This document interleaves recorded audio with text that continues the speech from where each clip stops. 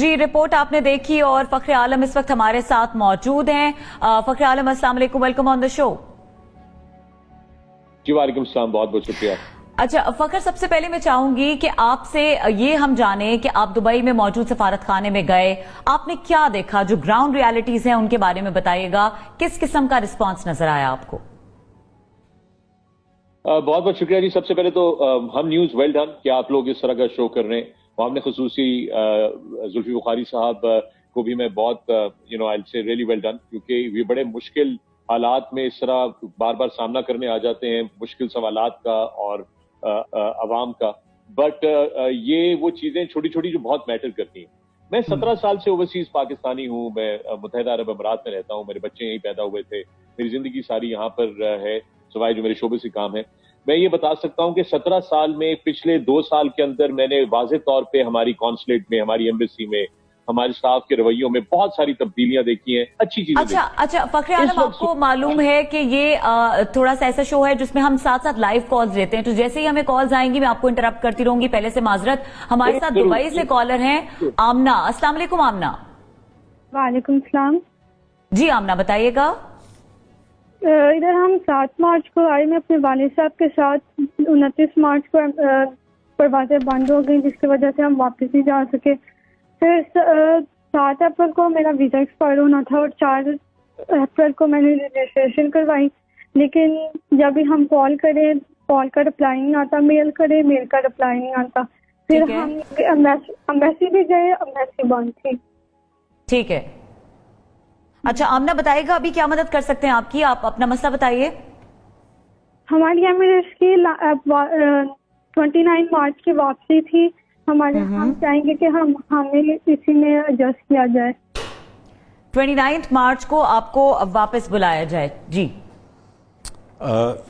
Emirates को आपको जैसे पता है कि एमिरेट्स ने अपनी काफ़ी फ़्लाइटें अभी फिर से शुरू कर दी हैं।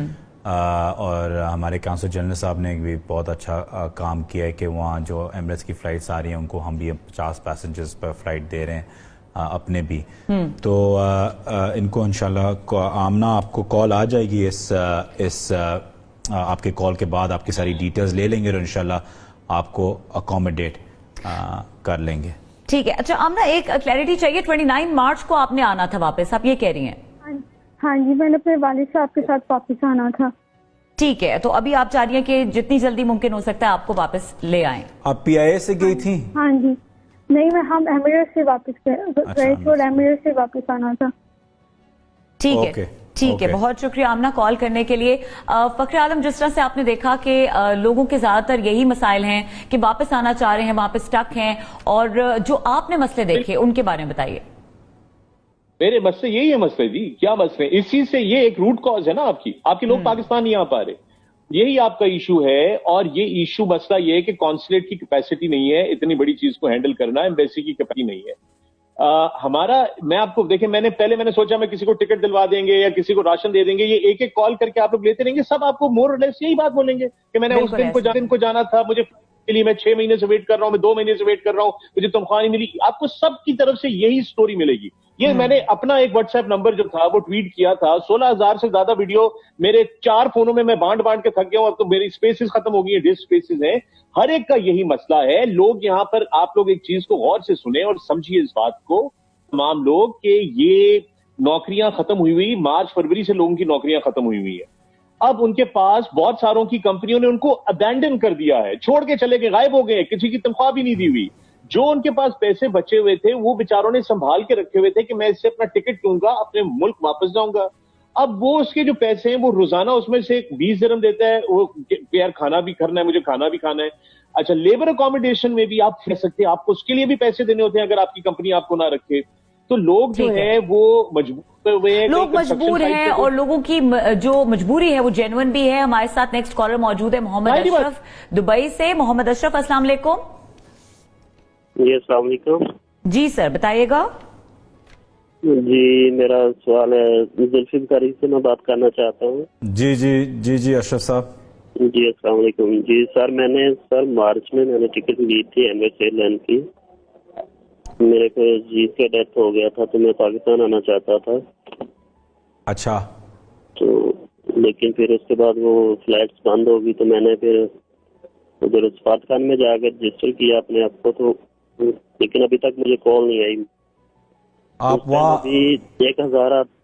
جی آپ محمد بھائی وہاں کام کر رہے ہیں ابھی یا نہیں فری ہے، کوئی کام نہیں ہے، فری ہے، کچھ پیسہ بھی نہیں ہے کچھ پاس بھی. ٹھیک ہے ٹھیک ہے محمد بھائی، آپ کو اس آپ کے جب آپ بند کریں گے آپ کو کال آئے گی اور آپ کی ڈیٹیلز ہم لے کے آپ کو پھر انشاءاللہ کل ہی ایمبیسی سے کال آ جائے گی اور آپ کو بتا دیا جائے گا کہ آپ کو کس فلائٹ پہ ہم اکوموڈیٹ کر سکتے ہیں. جی بہت شکریہ سر.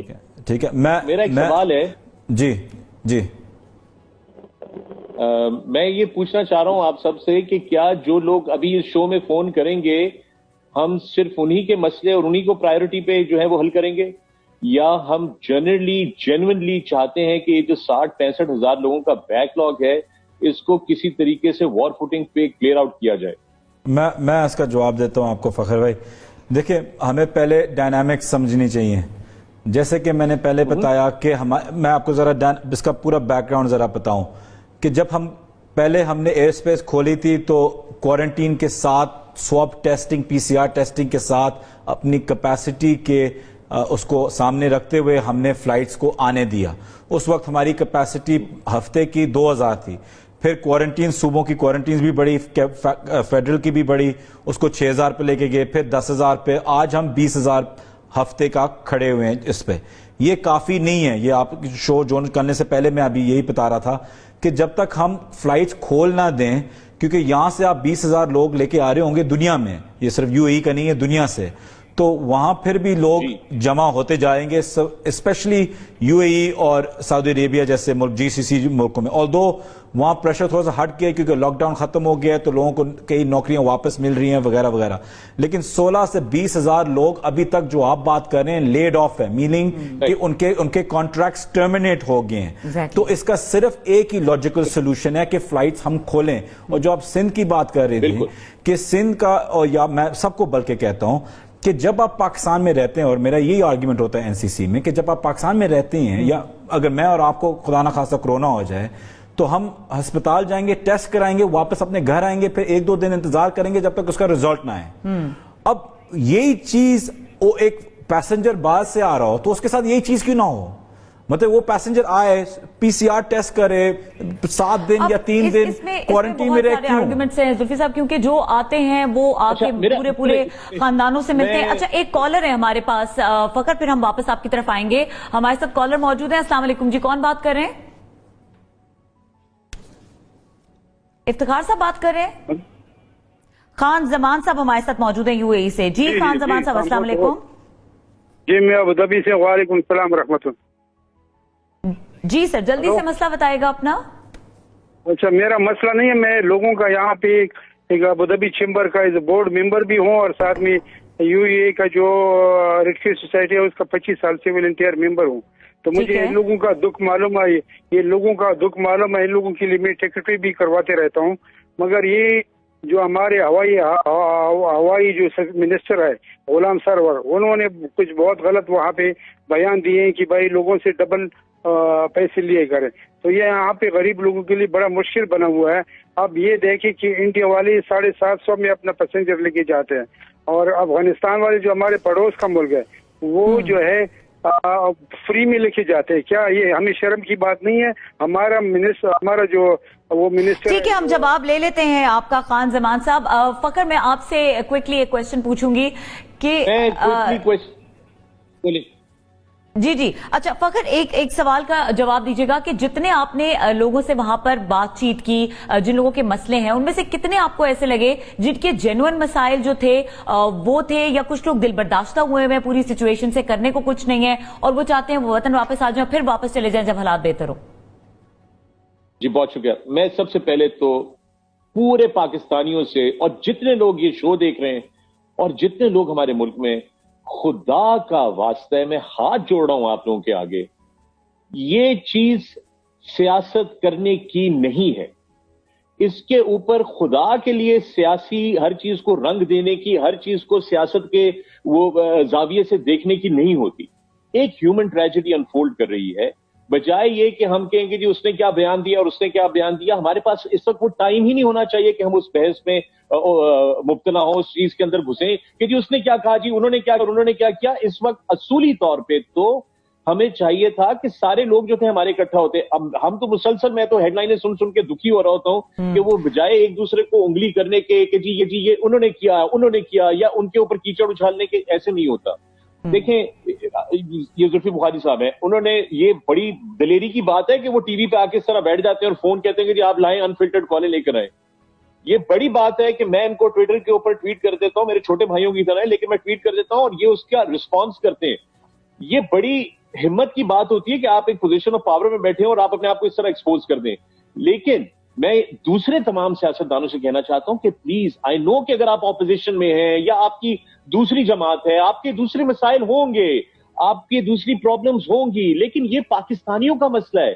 جن لوگوں کے لیے آپ چیمپئن بنتے ہیں جمہوریت کے, ان بیچاروں کا جمہوریت کس پہ کرتے ہیں آپ؟ عوام پہ کرتے ہیں نا, تو اپنی عوام کا خیال بھی تو کر لیں. اور بالکل ٹھیک بات کہہ رہے ہیں آپ فخر عالم کی اسٹریٹجی واضح ہونی چاہیے اور اس ٹائم پر کنسنسس ہونا چاہیے. بہت شکریہ فخر عالم ہمارے ساتھ موجود تھے. اور فخر بھائی میں آپ کو یہ بھی بتا دوں کہ دیکھیں اس میں طریقہ, again I hope you agree with me, دیکھیں آپ آن گراؤنڈ ہیں, آپ نے گراؤنڈ ریالٹی جس کو کہتے ہیں آپ نے دیکھی ہے, ٹھیک ہے. اب اس میں این سی سی میں پرائم منسٹر صاحب کی یہی گزارش تھی سارے صوبوں کو, اور ان کی یہی گائیڈنس تھی جس کو کہہ سکتے ہیں کہ ایئر لائنز اور ایئرپورٹس کھولیں, کیونکہ اور اس میں جتنا پیسہ آپ ایک پی سی آر ٹیسٹ پہ لگاتے ہیں ان کی لاجسٹکس ایئرپورٹ سے ہوٹل یا کوارنٹین سینٹر تک لگاتے ہیں, ایڈمنسٹریشن کو اس کا گہرا اس پہ رنگ فینس کرتے ہیں سارا, وہ اگر آپ اپنے ٹریک اینڈ ٹریس میں لگائیں تو بہت بہتر ہوگا اور بہت جلدی یہ نمبر گرتا جائے گا. اور میں آپ کو ایک چیز اور بھی بتا دوں, سائیکولوجیکلی جب لیبر منسٹر یو اے ای سے میری بات ہوئی تھی, وہ بھی یہی کہہ رہے تھے کہ جب یہ نمبر ڈراسٹکلی نیچے آئے گا تو لوگ, ان میں سے کئی لوگ واپس نہیں آنا چاہیں گے.